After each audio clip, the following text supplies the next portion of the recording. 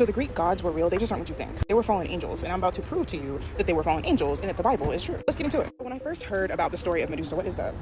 When I first heard about the story of Medusa, all I knew was that she was this lady that turned men into stone by looking at them. What I didn't know was that Medusa was actually R-worded by Poseidon in Athena's temple, and she was punished to become a gorgon, I think that's what you call it, to where she would have the snakes on her head and, turn men into stone. This is why a lot of people have Medusa tattoos that have been essay. And what ran through my head was, I love that little bell, it's so cute, but what ran through my head was, why were these gods so obsessed with mortal women? Like, why did each and every one of them need to come down and get their little thing on Earth? What's going on? That's because the Greek gods, the Egyptian gods, Anunnaki, the Tartarian theory, the mud flood theory, all of the theories, they are replicas of the originals. The originals are the fallen angels. Before y'all talk about this not biblical, let's take a look at Genesis. Genesis 6. When human beings began to increase in number on the earth and daughters were born to them, the sons of God saw that the daughters of humans were beautiful, and they married any of them they chose. Then the Lord said, my spirit will not contend with humans forever, for they are mortal. Their days will be 120 years. The Nephilim were on the earth in those days and also afterward. For those of you that say giants aren't still, here on this earth. When the sons of God went to the daughters of humans and had children by them, they were the heroes of old, the men of renown. And now we have established that the angels, the sons of God, and the daughters of man, the mortal women, procreated to make giants, aka Nephilim, also called Titans in Greek mythology. Zeus was the son of Kronos, and Kronos was a Titan.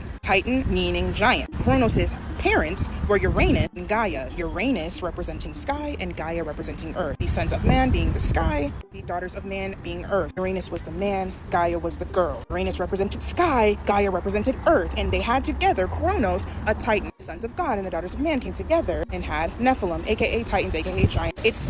Oh my gosh, the wind is going crazy. It's literally like, is the wind a paid actor? Because this is a little spooky. But anyway, Greek mythology is basically the real heavenly history rewritten through the eyes of the fallen angels. Of course, when the fallen angels are here and procreating with these mortal women, I'm assuming even R-wording some women as well. And a lot of you guys asked, were the women that were R-worded also cursed to the sea to become sirens? I just don't believe they were. I mean, I wasn't there, but I just don't see God doing that. I'm not gonna lie. Why would they have to be a mermaid too? A siren too?